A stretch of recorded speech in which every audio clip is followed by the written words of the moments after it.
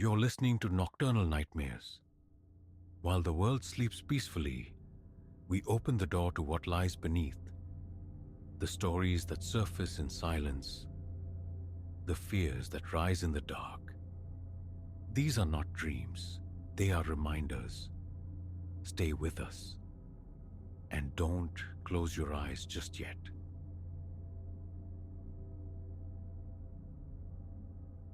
The Louisville Slugger feels slick in my sweat-dampened hands. 3 o'clock in the morning, the kitchen illuminated only by the cold digital glare of the microwave clock. Above me, the phantom ascent begins anew. Spectral footfalls on stairs that should bear no weight. Each night, the climb intensifies, the sound sharpening, drawing nearer, and now, interwoven with the creaks, come the whispers. 3 weeks passed, it commenced. The ambitious overhaul Eleanor and I had plotted for our venerable 1940s colonial. A house of sturdy bones but tired skin, needing expansion for young Leo and Clara. The plan seemed straightforward. Gut the second story, plumb in a new bath, transform the dusty attic crawl space into a proper bedroom for our son. The usual domestic upheaval followed. Dust motes dancing in sunbeams, slicing through plastic sheeting. The scent of raw lumber mingling with old plaster. Leo claimed the basement pullout. Clara, the inflatable mattress beside him. While Eleanor and I retreated to the ground floor guest room. Islands in our own disrupted home. Then, the first intrusion. Midnight had bled into the deeper hours when nature called. Crossing the threshold into the hall, the sound arrested me. A deliberate tread upon the stripped wooden stairs. Creak, pause, creak. Ascending, my immediate thought, Leo, defying our strictures about the hazardous upper floor. I slapped the switch, flooding the stairwell with harsh light, poised to deliver a paternal reprimand. Silence slammed down. I climbed, pulse ticking, scanning the naked risers littered with sawdust and stray nails. Only the faint flutter of plastic sheeting stirred by the furnace vent. Downstairs, Leo and Clara were cocooned in sleep. Eleanor, beside me in the guest room, breathed evenly. An old house settling, I told myself. Structures grown under renovation stress, timbers shifting. As an analyst, a man tethered to quantifiable facts, I craved tangible explanations. But the following night, near 3, the phantom climb resumed. Slow, measured footfalls, and beneath them, a murmur like wind through dry leaves. Indistinct voices in hushed conference. Again, the light brought abrupt stillness. Again, the family slept undisturbed. I began a logbook, a futile anchor of dates and times against the encroaching irrational. Night 3, the ascent reached the 8th stair. Night 4, the 10th. The susurrus intensified, the cadence of conversation teasingly audible, yet the words remained maddeningly veiled, like secrets whispered through thick velvet. Sleep became a shredded commodity. By week's end, exhaustion gnawed at my edges. A motion-triggered camera, mounted strategically, yielded nothing but grainy footage of drifting dust motes and the spectral dance of plastic sheets. Yet the invisible procession continued its nightly climb, the voices gaining substance. Eleanor's concern was palpable across the breakfast table. "You look haunted, darling," she observed. "Is the budget weighing on you?" How could I articulate this nocturnal siege? Confess to my pragmatic wife that I, the man of ledgers and logic, was now spending my nights gripping a baseball bat, straining to hear ghosts ascend our staircase. Easier to murmur about demanding projects, to mainline caffeine, to establish my nightly vigil in the sterile quiet of the kitchen, waiting, always waiting. The footsteps never failed me. The second week saw them breach the summit. The disembodied climb now culminated at the second floor landing, and the voices. They coalesced, snippets drifting down with chilling clarity. Mind the riser? Nearly there now. Support his arm. Phrases utterly mundane, helpful even, devoid of menace. That very normality amplified the horror, twisting the familiar into the grotesque. I delved into the property's lineage, seeking some dark annotation in the county archives. Futile. Built post-war for the Ashworth family. Passed to the Bradfords in '63, then the Kendalls in '85. We acquired it from the Kendall estate just 2 years ago. No recorded tragedies, no whispers of misfortune tethered to these walls. Just bricks and mortar, sheltering generations of unremarkable lives. Yet, the climb persisted. The spectral conversation continued, and now, the abrupt silence upon my intervention wasn't guaranteed. Last night shattered my remaining composure. 3:17 a.m., my logbook confirms, the initial creak on the first step, then the second. The familiar litany began. Careful on that loose board. Here, take my hand. My grip tightened on the bat, my heart beat a frantic drum against my ribs. Then, piercing the murmur, a child's hesitant query. Do we have to go up again? Met by a gentle, unwavering reply. It's the way, child, we must. Just a little further. A sudden, unnatural chill permeated the kitchen. My breath plumed white despite the thermostat's steady reading. The treads groaned under the unseen weight. 12th step, 13th, 14th, an elderly voice, frail and cracking. I cannot. Not again. Answered by the same calm insistence. You must. We all must. Every night, until... The sentence dissolved. This time, the summit wasn't the end. Footfalls shuffled across the debris-strewn landing above. Multiple feet, scuffling through sawdust. Instinct overriding reason, I seized my heavy-duty flashlight and plunged upwards, bat held high. The beam fractured the darkness, painting wild geometries on the plastic shrouds. The sounds moved unmistakably towards the attic axis, and then I saw them. Impressions blooming in the thick layer of construction dust. Not simultaneously, but sequentially. The delicate print of a child's shoe, the heavy tread of a work boot, the narrow outline of a woman's heel, all progressing towards the raw wooden ladder leading to the attic void. I followed, compelled. What else remained? 2 weeks I'd been their captive audience. Understanding felt like the only escape. The footprints ceased abruptly at the ladder's base. The voices enveloped me. Intimate, immediate. Time now. No need for fear. It must be done. Every night until they're all gathered. Until the ascent is complete. The ladder trembled, emitting a sharp groan. Not from my weight, for I stood frozen below. Dust motes stirred on the rungs. Something unseen was climbing. That sight broke the spell. I fled, down the stairs, back to the hollow safety of the kitchen, to this chair, to this notebook filled with trembling script. Dawn approaches. It's nearly 5. The ethereal procession has retreated for now, but the silence feels temporary, charged. They will return. They always do.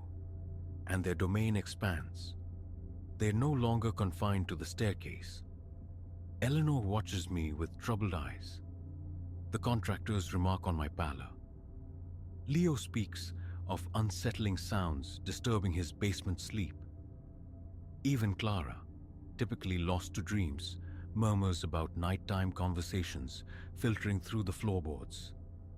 My logbook, filled with meticulous timings and chilling observations, feels like evidence of madness, not haunting. Should I thrust it into Eleanor's hands? Show her the video clips where dust pirouettes under invisible pressure? The fear of disbelief, of being deemed broken by the strain, paralyzes me. What if she takes the children, leaves me alone in this house with its spectral tenants? And so, the vigil continues. Listening, watching the temperature gauge dip inexplicably. Feeling an unseen presence that grows bolder, venturing further from its path. The renovation nears its conclusion. Another week, perhaps two, the foreman estimates, but a chilling finality echoes in those overheard whispers. Every night until it's done. Done how? Until their climb reaches its mysterious terminus. Until they achieve their aim. Or acquire someone. Last night, Clara whimpered in her sleep. Not from nightmare phantoms, but articulate dread. No stairs. Don't make me go up the stairs. Leo has begun sleepwalking. Thrice this week, I found him at the foot of the main staircase, gaze fixed on the shadowed ascent, unresponsive until shaken awake, remembering nothing. And Eleanor.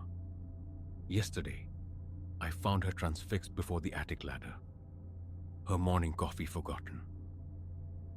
I thought, she murmured distracted. I thought I heard a voice calling me to come up. So here I remain, armed with ash wood, a flickering flashlight beam, and a chronicle of the impossible. Soon, the dust sheets will come down, fresh paint will gleam, new floors will await our tread. We are meant to reclaim the upper floors, resume normalcy. But the nocturnal climb will endure. The whispers persist. I know, with chilling certainty, that one night soon, the landing will not be their final destination. They have already begun. The first familiar creak resonates from the hall. The second, the low murmur starts, weaving itself into the silence. But tonight the texture has changed. A single word emerges, repeated, insistent. My name. A primal urge screams flight. Grab Eleanor, Leo, Clara, abandon this place to its spectral procession. Yet, my limbs are leaden. Beneath the terror, beneath the rational mind's frantic denial, stirs a treacherous curiosity, a chilling resonance, a sense that the climb is inevitable for all of us. The footfalls mount the stairs, drawing nearer. The voices sharpen, focusing their call.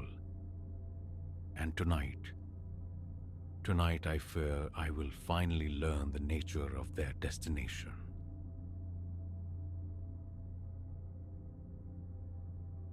The air in this motel bathroom hung thick and still, a mausoleum of stale smoke and regret. Outside that flimsy door, a metallic scratching echoed. The patient, insidious sound of a lock surrendering. I'd always imagined hellfire and brimstone. Turns out, it smelled like cheap disinfectant and desperation. Located just off a forgotten highway. Sometimes, the most ravenous wolves wear the widest, emptiest grins. Arthur Finch, that's the name stitched onto the sample case I'd long ago stopped caring about. Peddling wares across state lines. A knight-errant of quarterly quotas. A joke, perhaps, but my particular threadbare reality. endless asphalt ribbons tying together towns that blurred into one another, punctuated by nights in establishments like this. You acclimatize, or so the delusion goes. It was a Tuesday, deep in October's chill embrace, when the sputtering neon of the Sleepy Owl Inn beckoned. Half the sign was dead, casting the gravel lot in a pallid, intermittent glow. Cheap though, and exhaustion after a day spent collecting slammed doors and polite dismissals was a powerful sedative. Behind the check-in counter presided a man seemingly carved from the motel's own ancient, nicotine-stained wood. Silas. His cordiality felt lacquered on, too bright, too persistent. It prickled the hairs on my neck. "And what winds blow you to our quiet corner of the world, Mr. Finch?" he inquired, the smile fixed, his eyes vacant lagoons. "Transit," I offered, aiming for brevity. "Business further east." He bobbed his head with an unnerving eagerness. "Ah, yes. We see your kind often. Always chasing the horizon, eh? Must get solitary." A hollow chuckle escaped me. Anything to curtail the interrogation, to reach the dubious sanctuary of my room. It has its stretches, comes with the territory. He slid a heavy brass key across the counter, a relic in an age of plastic cards. "Well, make yourself comfortable. Anything you require, you just holler for old Silas." Gratitude felt forced, but I mumbled it and retreated down the corridor. Silas's gaze a palpable weight on my back. The room was a symphony of neglect. The ghost of stale cigars, wallpaper peeling like sunburnt skin, a television screen clouded with cataracts. Yet the sheets appeared passably clean. The mattress promised oblivion, and that was currency enough. Bags dropped, shoes still on. I collapsed. Sleep claimed me, a shallow, uneasy truce, shattered by a sharp rapping on the door. Disoriented, head thick with fatigue, I lurched upright and swung the door open. Silas stood there, the smile resurrected, wider than before. "Hate to disturb, Mr. Finch," he crooned, the apology utterly unconvincing.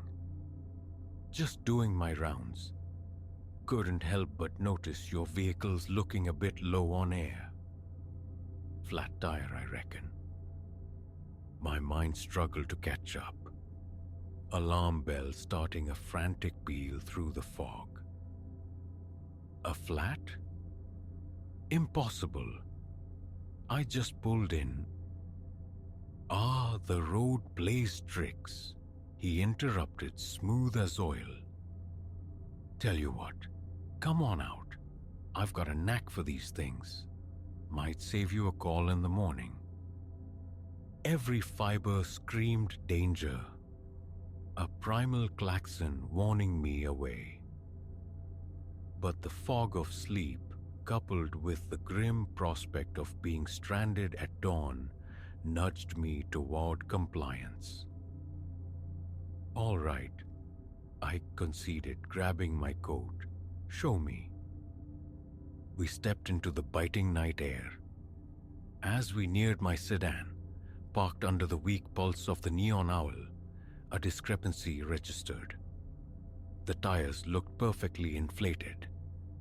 I turned, a question forming on my lips, just as a flicker of reflected light caught my eye. Metal, gripped tight in Silas's hand. Before thought could translate to action, a concussive force slammed into my temple. The world dissolved into a dizzying vortex, then absolute darkness. Consciousness returned like a slow tide, bringing with it a skull-splitting ache. My vision swam into focus. The faded wallpaper of the motel room, the water-stained ceiling, and me, lashed tight to a spindly wooden chair. Silas stood before me, his mask of bonhomie discarded, revealing something predatory beneath. "Ah," he rasped, a low chuckle rumbling in his chest. "The sleeping prince awakens. You know, Mr. Finch, you traveling folk are cut from the same cloth, so trusting, so easily led." Icy dread constricted my throat. The stark reality crashed down. What is it you want?" Silas's eyes, no longer vacant, now glinted with avarice and a chilling detachment. "Oh, it's not about my wants, friend. It's about what you possess. Salesmen always have a bit of cash tucked away, don't they? Something shiny in those little briefcases." He gestured towards my luggage, already rummaging through it with an unsettling familiarity. "But that's just the appetizer," he continued, his tone almost conversational. "You're also convenient, always moving, no fixed address. Nobody raises an alarm for days, weeks even." The implication hit me like a physical blow, stealing my breath. How many souls had checked into the sleepy owl and never checked out? How many journeys had ended within these four walls? As Silas methodically plundered my belongings, I strained against my restraints. The ropes bit deep, but the knot securing my right wrist seemed fractionally looser. If I could just... "Wouldn't waste the effort," Silas advised, his back still turned. "Tied more knots than you've had hot dinners." Panic surged, a suffocating wave, but sheer survival instinct pushed it back. Clarity, cold and sharp, pierced the fear. "Listen," I pleaded, striving for a calm I didn't feel. "You don't need to do this. Take the money, take whatever you want. I won't say a word." Silas turned, shaking his head with theatrical sorrow. "Now, Arthur, we both know that's not feasible. Can't have loose ends flapping about, reporting unpleasantries. No, I'm afraid this particular road trip concludes here." From his pocket, he produced a knife, its blade catching the dismal lamplight with a hungry gleam. "Don't fret. I'll make it tidy. Not a savage, me."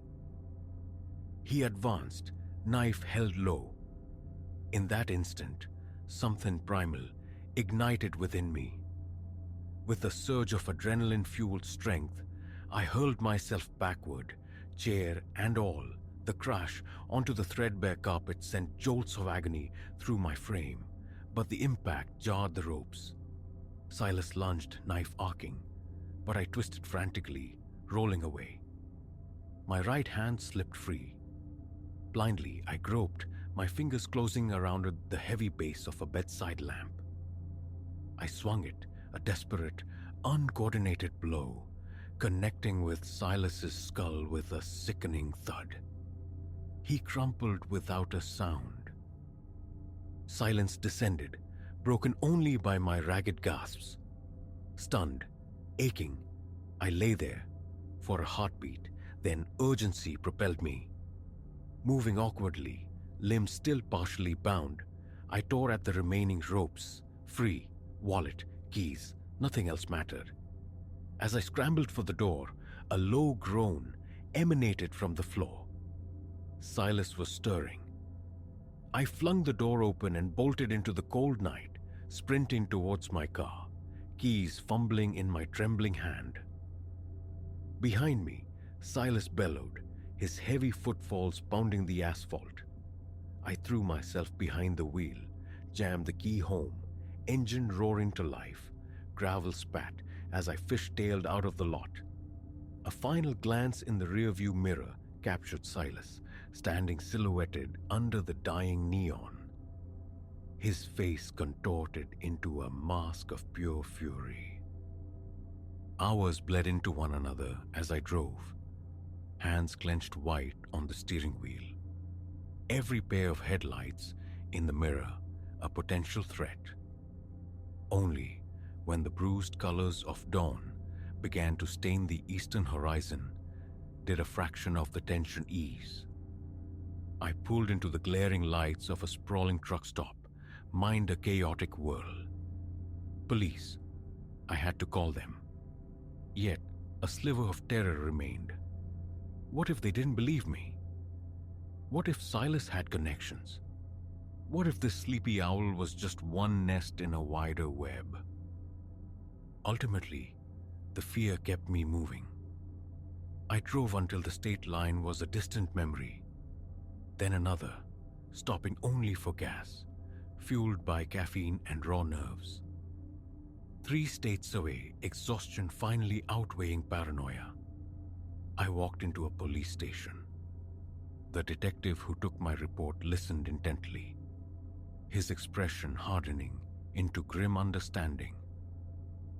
"You're not the first, son," he said quietly when I'd finished recounting the nightmare. "We've heard whispers, similar accounts from other travelers. But you're the first one who got away clear, who can put a face to the name." The weeks that followed were a blur of interviews, photo arrays, depositions. My testimony helped weave the net that finally closed around Silas and the Sleepy Owl Inn. It was, as I'd suspected, bigger than one man, a long-running operation preying on the transient, the invisible. The arrests brought a surge of relief. Immense but fleeting, the experience had irrevocably altered the landscape of my mind.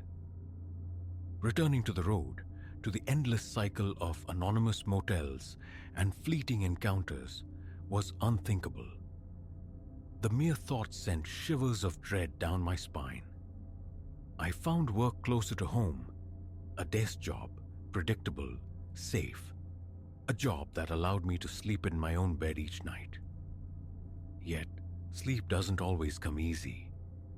In the quiet hours, the memory surfaces, the scratch at the lock, Silas's empty eyes, the glint of the knife. I think of how thin the veil is, how close I came to vanishing, without a trace. I think of the others, the ones who weren't lucky, whose final stop was that desolate room. The world, I now understood, teemed with Silases, predators lurking behind service smiles and offers of assistance.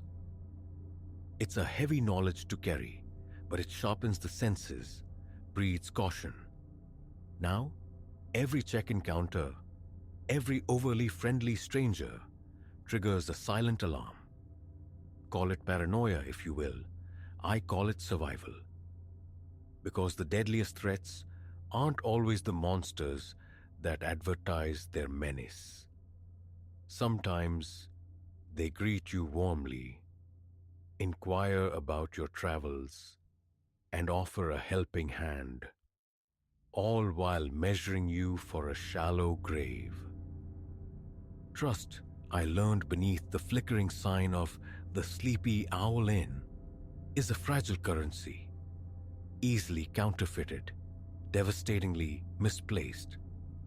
And sometimes, the most crucial instinct isn't closing the deal, but recognizing when you're the one being sold a lie that could cost you everything. I survived, yes, but learning to live with the ghost of that night, with the chilling awareness of the smiles that hide teeth, that's the ongoing journey.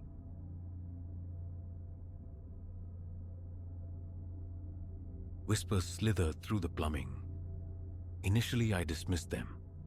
The groans of ancient pipework, the settling sigh of a century-old edifice. The Empyrean Towers, erected in 22, wore its age heavily. Its arteries of copper and lead were prone to such complaints. But this was different. Articulate murmurs, fragmented dialogues emanated from the very bones of apartment 4B's bathroom wall. My task was simple: mend a weeping joint, an unremarkable chore in my 8 years maintaining this grand, decaying structure. I knew its every creak, its every rust-stained sigh. Yet this phantom conversation was utterly novel.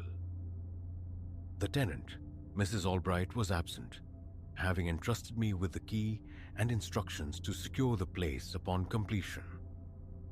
Drawn by an unnerving curiosity, I pressed my ear to the cool tile, tracing the sound. The voices gained a fragile clarity. A man, a woman. Their cadence, distinct though words, remained elusive, swallowed by plaster and time. A tentative rap of my knuckles against the wall. Silence slammed down. Absolute. Anyone there? My call echoed unanswered in the small tiled room. My phone displayed the building's schematics, archaic blueprints digitized imperfectly. Between 4B and its neighbor, 4A, nothing but presumed structural integrity. Yet these old giants held secrets. Plans were mere suggestions, often contradicted by sealed portals. Forgotten chambers, bricked over anomalies born of countless renovations. I'd unearthed enough architectural ghosts to distrust parchment promises. Retrieving my heavier tools, I commenced dismantling the bathroom wall. The grout, already surrendering to time, crumbled obligingly. 4 tiles yielded. Then my hammer encountered not plaster and lath, but void, a hollow thud. Carefully, I enlarged the breach. Beyond the wall lay a fissure, scarcely 2 feet across. My flashlight beam sliced through stagnant air thick with the dust of generations, illuminating cobwebs like macabre lace and indistinct shapes huddled in the gloom. I widened the opening until it grudgingly permitted passage. The cavity was suffocatingly narrow, a forgotten breath held within the building's lungs. Stale air, dense with particulate history, coated my throat. The flashlight's eye snagged on metal, glinting dully from the floor. An old biscuit tin, shoebox-sized, beside it rested a leather satchel, its surface cracked, stiff as ancient parchment. The whispering had ceased entirely, replaced by the frantic pulse in my ears and the gritty crunch of debris underfoot. The tin came first, unexpectedly weighty. Rusted hinges fought my screwdriver before yielding. Inside, stacks of currency, bills bearing the oversized portraits of a bygone era, bound by rubber bands that disintegrated at my touch. Thousands, easily. The satchel disgorged a tangle of jewelry. Gold chains, rings heavy with stones, timepieces frozen mid-tick, all tarnished, yet undeniably precious. Beneath this hoard lay a small notebook, its pages brittle, yellowed like old teeth. My light fell upon the first page, faded ink yet legible. 15 June 1947, drop made near midnight. V says lay low, heat intense post-Harrison job. Take is prime, best yet. 3 ways, nets 12K apiece, decent haul. Coppers clueless, linking dots wrong. Paper scream, burglar wave. Fools. Stick quiet, stick to plan. We're gold. Tremors ran through my hands as I navigated the fragile leaves. A meticulous chronicle of larceny spanning nearly 2 years. Jewelers, affluent residences, a bank vault breached. Names, dates, tallies of stolen wealth. The final entry, dated April 1949. Trouble, we missed check-in. 3 days dark. L saw watchers near his place. Smell a rat. Gotta move the cash. Now. Return when coast clears.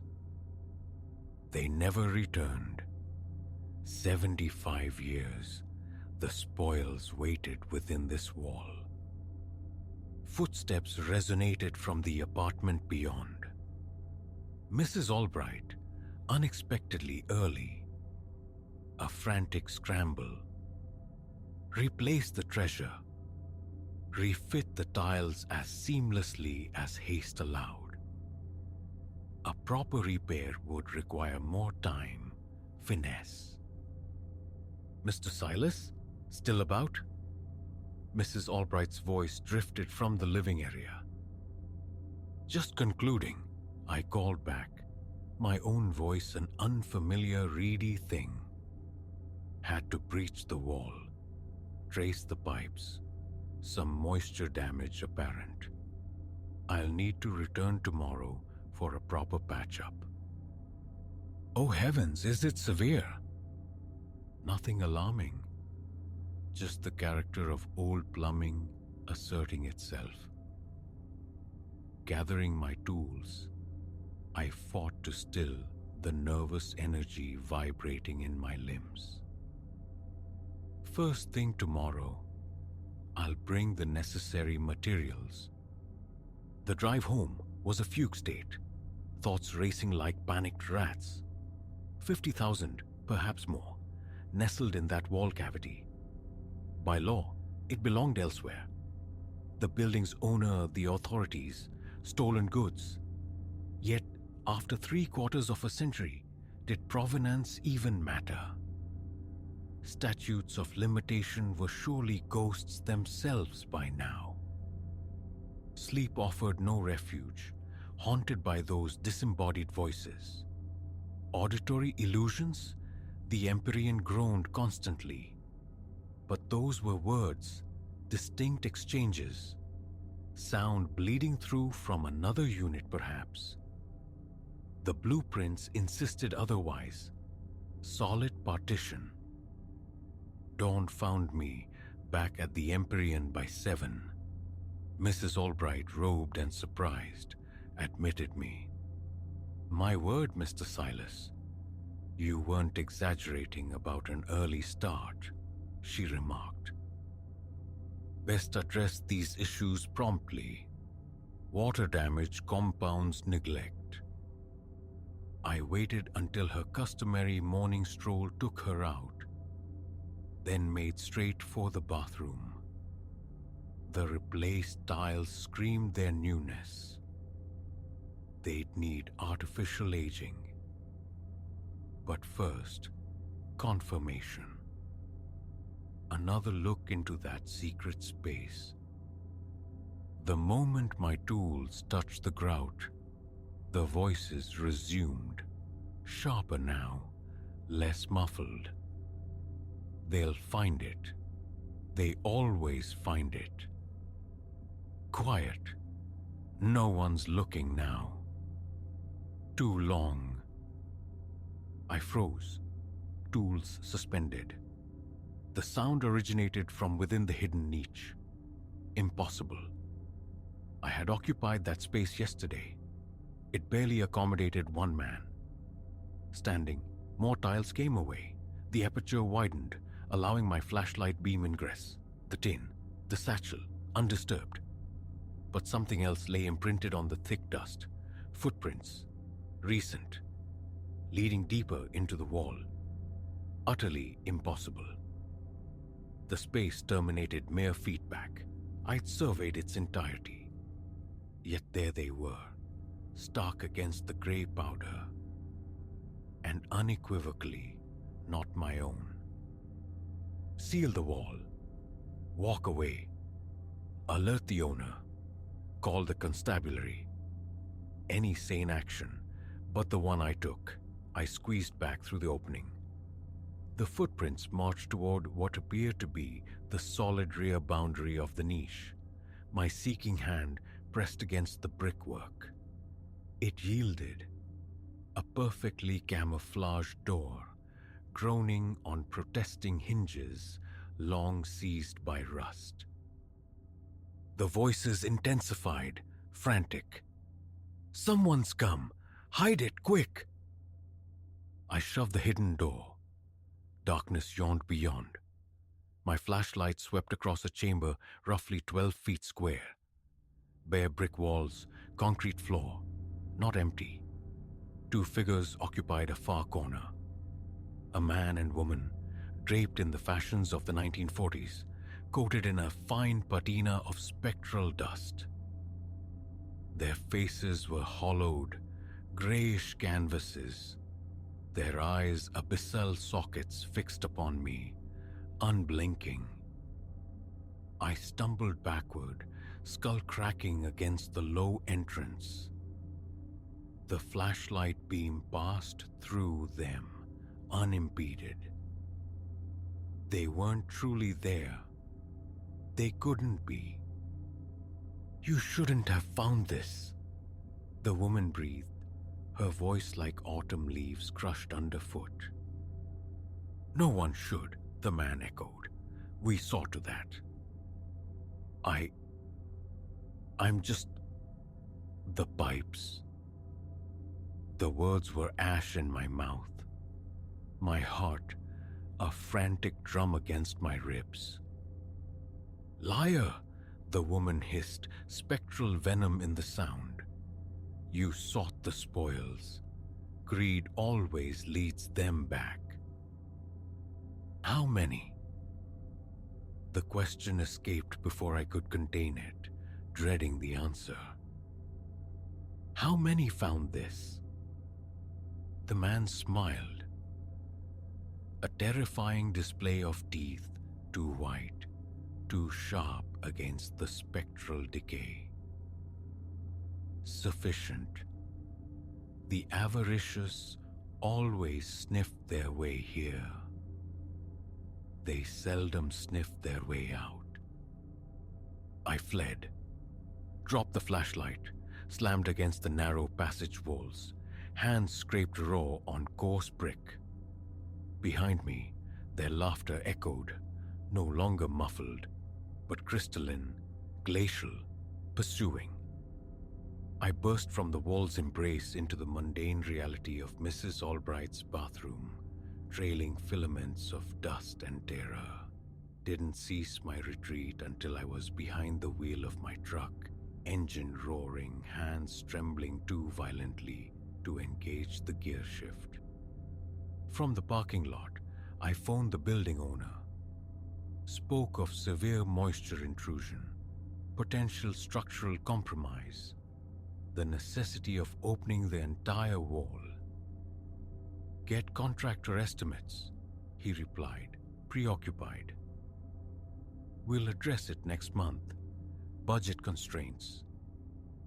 I tendered my resignation that afternoon.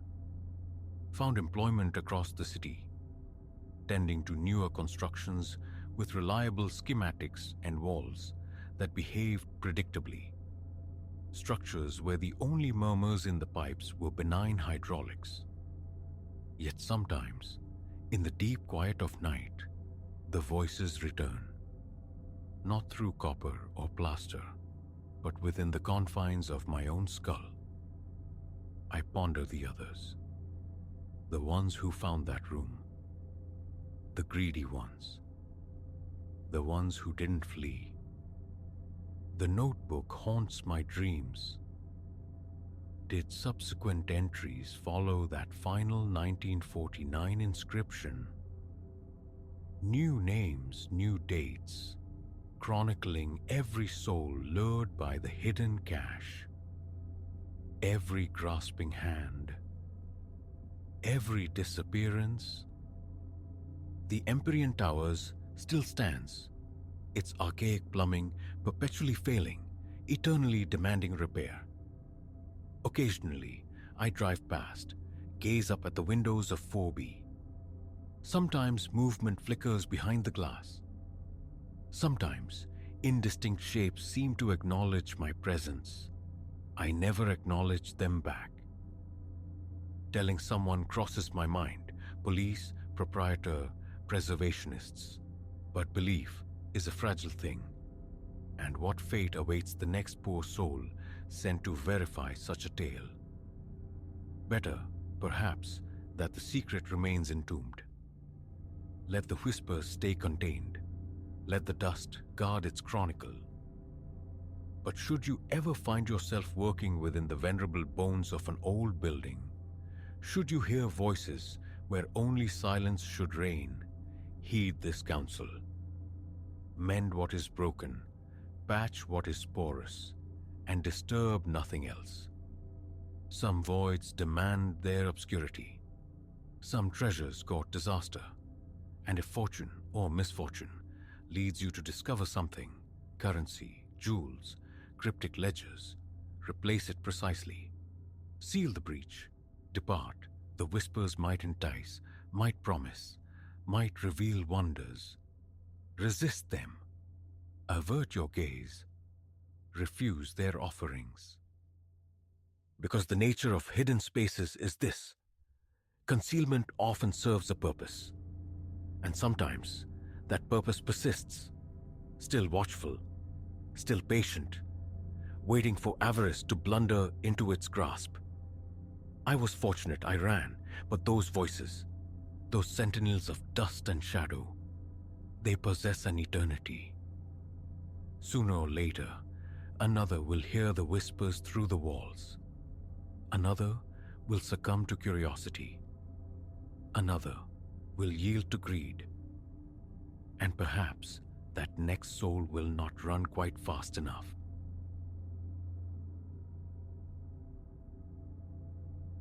That first awareness, I recall it precisely.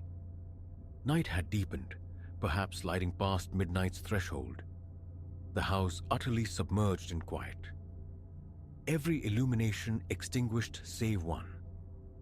The diminutive lamp casting a lone circle of light from the side table. I was nestled, or attempting to nestle, in the baroque embrace of that sapphire velvet armchair. A relic fetched home only the previous afternoon. Leaning back, seeking solace against its unyielding form, the plush fabric whispered soft against my fingertips. Heavy, substantial. Then, as my weight settled, a chill coalesced upon my right shoulder. Not merely cold, but pressure, tightening for a stark second. Palpable, like fingers pressing down, yet the air beside me remained void. A fierce kick hammered against my ribs. I surged upright, gaze snapping to the seat. One side of the cushion sagged, indented, as though still bearing an unseen occupant. I scrubbed at my eyes. Leaning closer, tentatively, the velvet plumped slowly back to its full shape. My mind scrambled for reason. Exhaustion, surely. But my nerves hummed a frantic tune, legs betraying a tremor. That chair remained empty for the rest of the night. Only the day before, my path had intersected with its destiny in a dusty antique emporium across town. Drawn by the perpetual curiosity its window displays evoked. Clouded mirrors, frozen clocks, lamps like brass sentinels, shadowed ranks of furniture. I had pushed open the door. The scent hit first. Aged wood, a dry perfume laced with the low thrum of some unseen fan, laboring behind teetering stacks of forgotten things. The proprietor, a silver-haired man with a clipped beard, offered barely a glance. I drifted through the narrow aisles, a silent navigator in a sea of yesterdays, until it commanded my attention. The armchair. Its velvet, a startling vibrant blue, seemed improbably clean, almost luminous in the dimness. Intricate carvings scrolled across the dark wood frame, whispering of another century. Solid legs, generous armrests. The price tag, while not insignificant, rested within the realm of possibility. Visions bloomed. Myself, lost in pages, cocooned in its antique grandeur within my own living room. The transaction was made. Delivery arranged for that very afternoon. When the delivery crew departed, leaving its sentinel near the living room window, it faced the television and a modest bookshelf. The house, acquired mere months prior, still echoed with emptiness, a canvas awaiting character. Against the bare hardwood floors and stark white walls, the armchair radiated presence. Instantly, the room's focal point. Nothing felt amiss then. My hand smoothed the nap of the velvet. It yielded like cool moss. No peculiar odors, no blemishes, no errant threads. That initial evening, premonition still dormant, I'd attempted to peruse a magazine from its depths. It felt resistant, slightly stiff, but easily excused by its age. I rose, fetched water, doused the overhead lights, leaving only the table lamp's intimate glow. I'd thought to try again, to acclimate. And that was the moment. The precise moment the spectral chill clamped onto my shoulder. Sleep offered little refuge afterward, fractured by sudden awakenings, heart thudding against silence, ears straining for any deviation from the norm. Silence answered. Logic insisted, imagination. By morning's light, I stood before the chair, scrutinizing it. I pressed the cushion. It resisted evenly. I leaned my shoulder into the backrest, mimicking the previous night's posture. Nothing. The day unfolded with determined normalcy. Work, a simple evening meal, television, watched resolutely from the sofa. The armchair presided, mute and immobile. The room felt utterly ordinary. Yet, as darkness reclaimed the house, curiosity, sharp and insistent, drew me back. Again the solitary lamp cast long shadows. I hesitated before the armchair, a silent standoff. Minutes stretched, nothing. A sigh escaped me. Perhaps it was nothing. I committed, lowering myself into the seat. The instant my back met the velvet, the cold pressure returned. My right shoulder again. Firmer this time, undeniable. I froze, breath caught. Glancing down, nothing visible impinged upon my shirt. A slight shift of my weight, and the pressure moved in concert, an invisible constraint. My pulse hammered a frantic rhythm. Up again swiftly. This time, the left cushion dipped visibly, waited. The faint impression of foam lingering for a heartbeat. I retreated a step, the back of my neck prickling. Slowly, the velvet reclaimed its shape. Sweat slicked my palms. I wiped them uselessly on my trousers. Voiceless, I stared. The chair sat vacant. A retreat to the kitchen. Cold water splashed against my face. A futile attempt to shock sense back into myself. Returning, disbelief warred with the chilling evidence of my senses. I probed the chair, hands skimming every surface, searching for some clever mechanism, some hidden spring. Nothing. It felt utterly conventional. Bracing myself, I sat once more. Almost immediately, the pressure found me. Right shoulder, insistent now, nudged me forward, almost urging me out of the seat. I shot up, breath coming fast. Anger mingled with fear. I gripped an armrest, shaking the solid frame, futile. My head throbbed, a tight band squeezing my chest. Snapping off the lamp, I fled to bed. The ensuing days fell into a pattern. Arrival home, deliberate avoidance of the armchair, then the inevitable magnetic pull to test it. Each time I yielded, the cold, incorporeal touch materialized. Always the same shoulder, always that pressure. Initially a simple weight, it evolved over successive nights into a more purposeful shove, as if it desired my relocation. And consistently, upon rising, the cushion would hold its depression for a moment too long, mimicking someone else rising slowly in my wake. This was no trick of perception. Inexplicable, yes, but undeniably real. Unease became my living room's new inhabitant. I approached the chair only in broad daylight now, seeking rational explanations in its construction.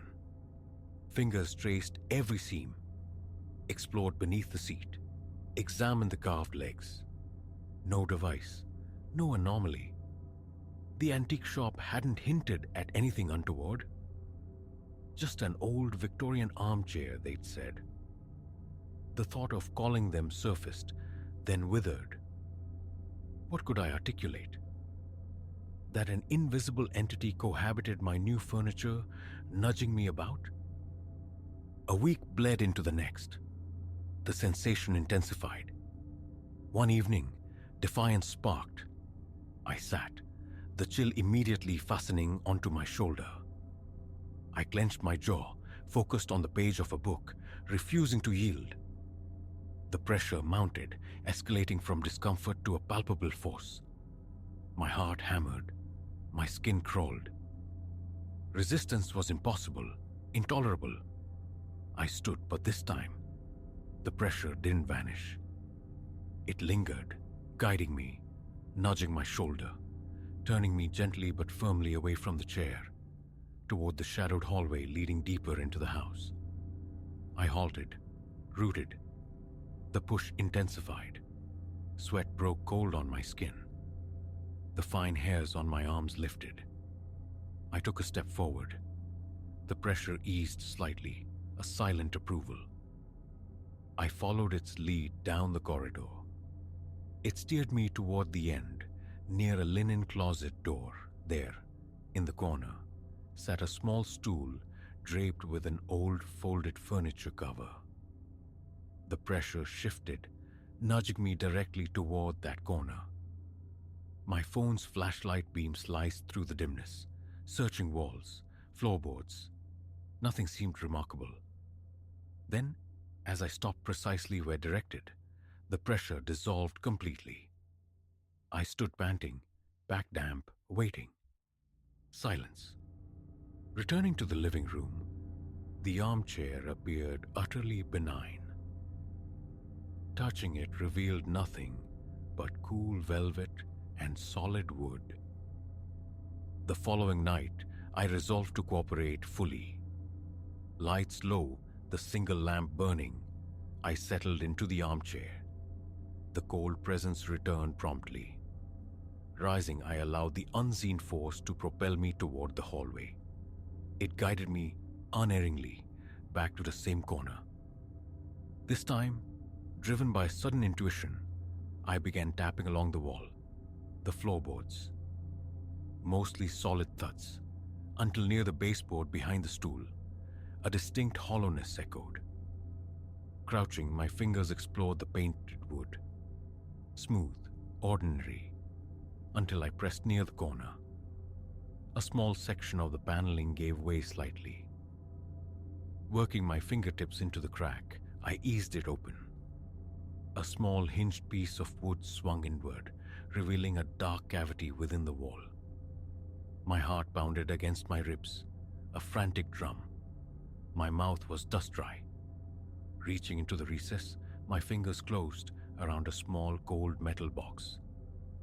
Rusted age, a simple latch yielded with a faint click. Inside, nestled in brittle, time-worn cloth, lay a bundle of letters. Reading them then was impossible. The light was insufficient. My hands trembled too violently. I carried the box back to the living room, placing it carefully on the coffee table. Then, bracing myself, I sat in the armchair and waited. For the first time since that initial night, nothing happened. No chill, no pressure. I glanced at the cushion beneath me. It remained perfectly level. 10 minutes I sat there, breathing evening out, eyes fixed on the tarnished box. The air felt still, neutral. My body slowly uncoiled from its tension. Finally, I rose and switched on the main overhead light. I lifted the first letter. The script was archaic, unsteady, dated decades ago, likely near the chair's inception. It spoke of the house, of renovations, of belongings concealed. Names surfaced, unfamiliar. The letters were brief, mundane. Instructions, receipts, notes seemingly left by a long-departed owner. Nothing of monetary value, nothing overtly spectral. Just forgotten fragments of a life. I closed the box, setting it aside. Over the subsequent nights, I tested the armchair repeatedly, half expecting the familiar chill. It never returned. The cushion stayed firm. The seat felt merely old, comfortably worn. Its sapphire velvet still caught the light beautifully. The dark wood frame retained its stoic elegance. The strangeness had evaporated, and residual unease lingered in the house after dark, perhaps. But the chair itself held no more menace. I even recreated the scene. Late night, single lamp, sitting in the velvet embrace. Silence, stillness. Gradually, relaxation seeped back into my bones. The metal box found a home in a drawer, its mystery contained but unpursued. My focus shifted to nesting. A new coffee table arrived. Paintings colonized the white walls. Warmer bulbs softened the light. The armchair transitioned into its intended role, my reading sanctuary. Evenings found me there, newspaper rustling, magazine pages turning. The velvet remained soft. The frame still emitted the occasional faint creak upon settling. Now merely the voice of age, not omen. Occasionally, the memory surfaced. That invisible hand, its insistent pressure. It had wanted the box found, it seemed. Once discovered, once removed, its purpose fulfilled. The presence had simply ceased. I never spoke of it. Explanations felt futile, sanity questionable. Life resumed its rhythm. The armchair became backdrop, functional, familiar. Nights grew quiet again. No more wakened bolt upright, heart pounding. No more hesitant steps across creaking floorboards. Calm settled. Who left the box and why? Remained unanswered questions drifting in the periphery. The letters, aged and ambiguous, offered no narrative. I felt no compulsion to dig deeper, no sense of ownership over that faded history. I kept the box, unread, in its drawer. Let sleeping ghosts lie. Now, my gaze falls upon the armchair, and I see only handsome furniture anchoring the room. Sapphire velvet, carved wood, a comfortable seat, a sturdy frame. No phantom chill graces my shoulder. No cushion sinks unnaturally. No unseen force directs my steps within my own home. I sit, rest my arms, and breathe in the quiet. The house feels settled. I possess no explanation, nor do I crave one. The presence has departed, leaving me to relax in my armchair, heart steady, palms dry, the room blessedly still. It is once again just an armchair, and that is enough.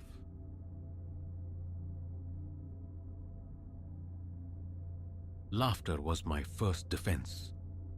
The day my car keys materialized, frosty and absurd, beside the milk carton in the refrigerator. A fleeting moment of self-deprecation, chalked up to the scatterbrained tendencies I'd always possessed. But when my grandmother's pendant, a treasure kept under lock and key, surfaced from the depths of a cereal box, amusement curdled into something colder, sharper. Something deeply unsettling had taken root within my own walls.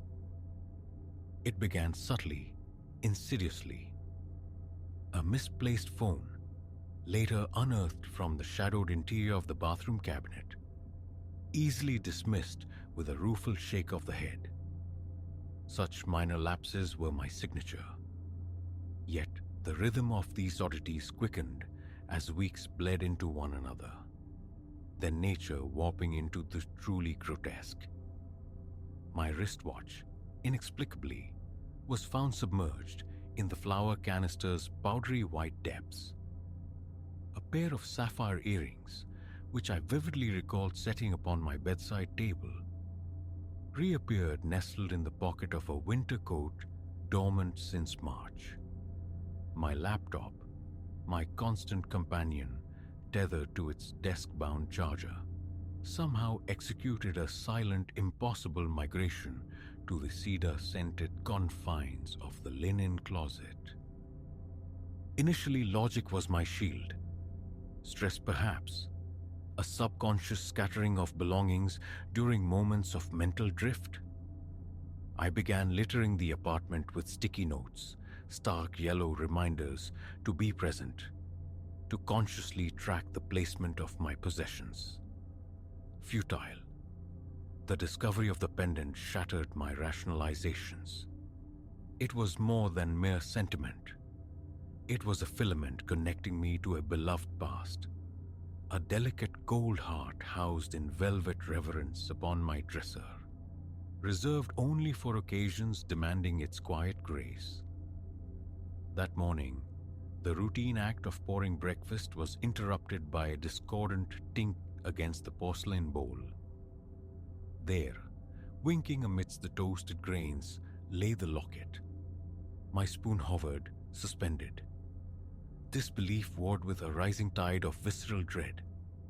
No, absolutely not. I could not have placed it there. A chill, profound and invasive, settled deep in my gut. This wasn't absent-mindedness. This wasn't stress manifesting in peculiar ways. This was other. A meticulous log became my obsession, each entry a testament to the creeping chaos. Item, original location, improbable destination.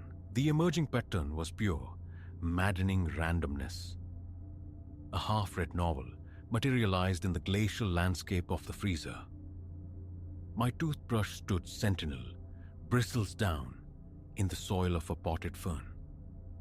The spare house key, always secreted in a specific kitchen drawer, was discovered dangling like a macabre ornament from the showerhead. Sleep became a forgotten luxury. Nights spent rigid in bed, ears straining against the silence for any betraying creak or shuffle. Daylight hours dissolved into a jittery haze of constant vigilance. Double-checking, triple-checking the whereabouts of keys, wallet, sanity. Security cameras were installed. Tiny electronic eyes meant to capture the culprit. The footage mocked me. Empty rooms, still air, and then, between one frame and the next, an object simply wasn't where it had been, replaced by its sudden appearance elsewhere, defying transit, defying explanation. Desperation finally drove me to confide in Maya. She listened, her customary pragmatism softening as I unspooled the frantic narrative, my voice frayed by weeks of sleepless paranoia. A long silence stretched after I finished. "Ilara," she began, her tone careful, "have you ever thought that maybe you're doing it?" The words landed like stones. "What are you saying?" She spoke of dissociative states, of actions performed in fugues of consciousness, utterly erased from memory upon waking, stress, buried trauma, potential triggers. I recoiled from the implication. The sheer impossibility of self-inflicted sabotage without a whisper of awareness. Yet, a treacherous sliver of doubt pierced my certainty. Was my own mind the architect of this domestic haunting? Unmoored and profoundly frightened, I sought professional counsel. The psychiatrist, a woman with calm eyes and a neutral demeanor, absorbed my account, interjecting pointed queries about stress, sleep hygiene, familial mental health histories. Her final assessment offered no solid ground. A dissociative disorder remained a possibility, she conceded, but conviction was absent from her voice. She prescribed medication to quell the anxiety, suggested a detailed journal tracking not just the phenomena, but my own daily routines and feelings. The pills ushered in blessed sleep, but the itinerant objects continued their baffling dance. If anything, their choreography grew bolder. I'd awaken to find my walking boots standing neatly in the bathtub, or discover my collection of fountain pens arranged in a precise, unnerving circle upon the kitchen linoleum. My own home began to feel alien territory, each familiar room a potential stage for the next inexplicable displacement. Hours evaporated in frantic searches for everyday necessities, only to find them perched in ludicrous locations. The relentless confusion and fear exacted a physical toll. Weight slipped away, appetite vanished under the constant gnaw of stress. Bruised crescents bloomed beneath my eyes, stark evidence of nights spent listening to the unnerving stillness of the house. Concern radiated from friends, from family. Gentle suggestions arose. Come stay with us, escape the epicenter of this strangeness, but an obstinate refusal hardened within me. Leaving felt like surrender, like missing the crucial moment of revelation. Instead, I escalated my defenses. More cameras, motion sensors sensitive to the slightest stir, even a fine dusting of flour across thresholds, hoping for spectral footprints. Each measure proved laughably inadequate. The flour lay pristine. The sensors remained silent. Yet my belongings persisted in their impossible waltz around the apartment. Then came the night, roughly 3 months into this siege, when I jolted awake. Not to a sound, but to a palpable shift in the atmosphere. Heart hammering a frantic rhythm against my ribs, I crept from bed towards the living room. The sight that met my eyes fractured reality. Every movable object, books leaping from shelves, cushions hovering midair, the heavy armchair levitating a clear 3 feet from the floorboards, hung suspended. As I stood, paralyzed by disbelief, they commenced a slow, silent rotation, caught in an invisible, impossible current. My mind screamed against the visual evidence, against the flagrant violation of every physical law. It couldn't be, but it was. As abruptly as it began, the phenomenon ceased. Gravity reasserted its dominion with a cacophony of thuds, clatters, and scrapes. By the time my trembling fingers found the light switch, the room presented its usual, mundane face. My legs gave way, depositing me onto the rug in a heap. A dream. Hallucination? Or had I finally glimpsed the architect of the chaos? The ensuing days were a dizzying oscillation between the stark certainty of what I'd witnessed and the gnawing fear that my sanity had irrevocably fractured. I plunged into the digital rabbit hole, trawling forums dedicated to the paranormal, seeking echoes of my experience. Some narratives resonated with chilling familiarity. Others strained credulity even against the backdrop of my own bizarre reality. The idea of inviting mediums or investigators flickered, but apprehension held me back. Fear of ridicule, perhaps, or a deeper, more unsettling fear of what they might genuinely uncover. Slowly, inexplicably, as weeks blurred into months, a strange accommodation began to bloom amidst the fade. The relocations persisted, yet their power to terrify waned. Curiosity nudged aside the dread. I started leaving small tokens, loose change, paper clips, stray buttons, on tables and counters, offerings to the unseen presence. Sometimes they vanished, reappearing days later in unexpected corners. Other times, they were rearranged into intricate, indecipherable patterns upon the floor. My friends, my family, observed the shift. Their worry softened as my terror gave way to a kind of wry bemusement. Jokes surfaced about my resident gremlin, my personal poltergeist. They relaxed as I learned to navigate this altered reality. No definitive explanation ever surfaced for the peculiar happenings that defined those months. The phenomena eventually tapered off, fading as mysteriously as they had arrived. But the imprint remained. To this day, a heightened awareness attends the placement of my belongings. A faint, persistent expectation that they might embark on solo journeys. A habit formed. I talk to my house now, murmuring thanks when keys are found where keys belong, offering a rueful chuckle when a book reappears on the wrong shelf. Ultimately, I have reframed that period not as an ordeal of terror, but as a stark confrontation with the vastness of the unknown. There are currents in this universe that defy our neat categorizations, forces operating beyond our flimsy comprehension. And sometimes, these mysteries choose to ripple into the mundane, manifesting as keys in the cold box or a beloved pendant swimming in cereal.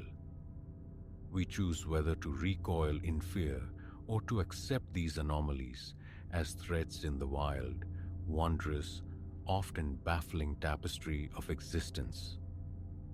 I, for one, have chosen to embrace the weird. Life possesses far more texture that way.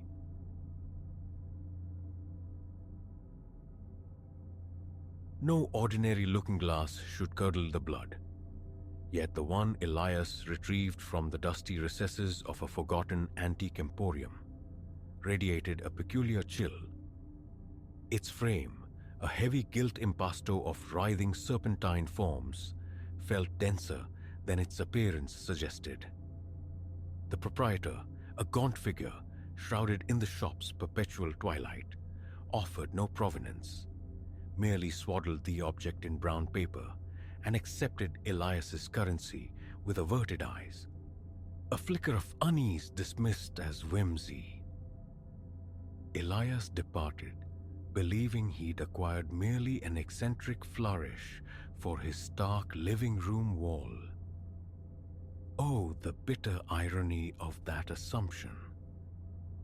He wrestled the mirror through his doorway around the sun's zenith. Light flooded the vestibule, striking the glass at an oblique angle, making it shimmer unnaturally, feel oddly febrile beneath his fingertips. propped against the wall near the entrance. A temporary measure before installation, it demanded inspection. Elias stepped back. His reflection regarded him.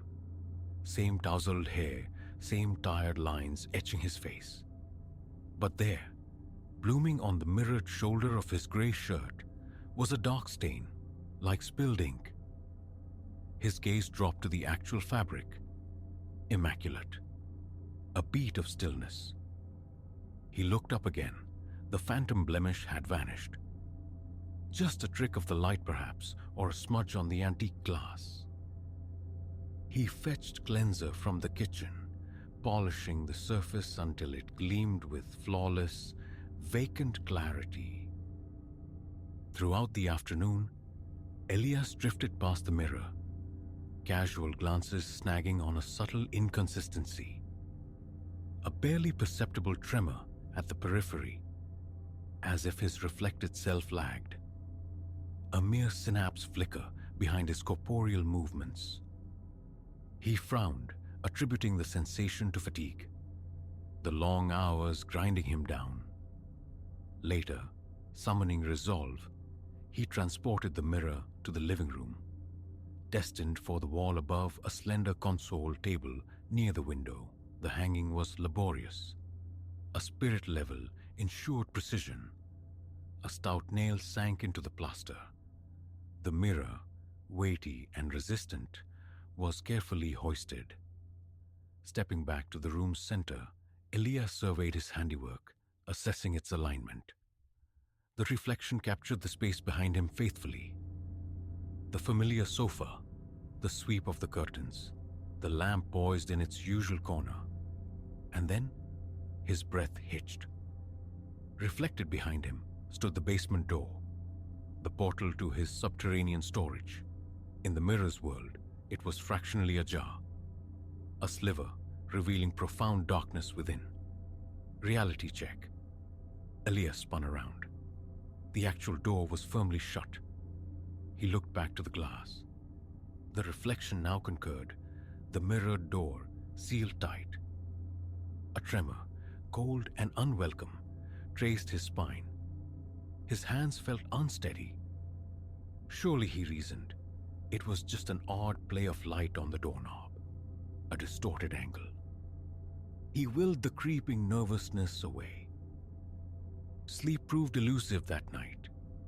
The house whispered around him, soft creaks and sighs he strained to identify as a mere structural settling. Near midnight, thirst drew him kitchenward. An invisible current pulled him instead toward the living room. He flicked on the lamp, its amber glow casting his elongated shadow onto the mirror's surface. He approached, leaning close until his own face filled the frame. Eyes slightly bloodshot, yes, a testament to his restlessness, but no spectral stains, no temporal shivers. Relief began to bloom, the feeling of foolishness cresting. Just as he turned, a sound emanated from Hasid's, the mirror. A delicate tapping, faint, insistent, like fingernails on glass. His heart leaped. He recoiled, scanning the surface for cracks, for an insect trapped behind the silvering. Nothing. The glass remained smooth, impenetrable. He touched the ornate frame, tracing the cold gilt swirls, his pulse a frantic drum against his fingertips. Silence returned. He lingered, breathing raggedly, before retreating to bed. Sleep now, a distant shore. The following day bled into exhaustion at his mundane office job, a landscape of spreadsheets and data entry. Focus fractured. Elias found himself compulsively checking the time, his thoughts snagged on the unsettling presence waiting at home. He confided in Arthur, a colleague whose reaction was predictable.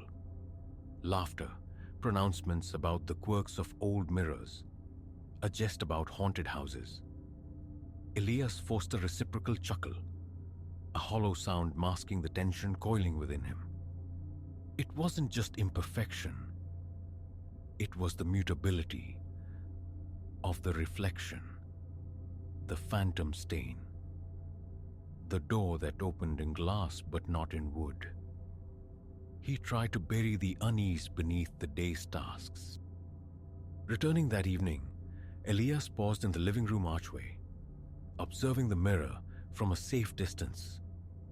It reflected the room with placid accuracy, the whole scene extending into the hallway, encompassing the securely closed basement door. Furniture sat in its rightful place. Curtains hung open, mirroring reality. A fragile sense of normalcy settled over him. He prepared a simple meal, consumed it distractedly before the television's flickering light, then sought the solace of a hot shower. Afterward, padding back into the living room to extinguish the lamp, he froze. The mirror offered a startling tableau. It showed him, yes, but depicted him still in the kitchen, moving about, seemingly stirring something on the stove, glancing towards the cupboards. Yet here he stood, clad in his bathrobe, before the mirror itself. His own present form was visible. Within the reflection, a figure in the background, while the primary reflected image enacted a scene moments past. The discrepancy lasted but a heartbeat before snapping back, presenting only his current, stationary self by the lamp. He stumbled backward, colliding softly with the sofa, his heart a frantic hammer against his ribs.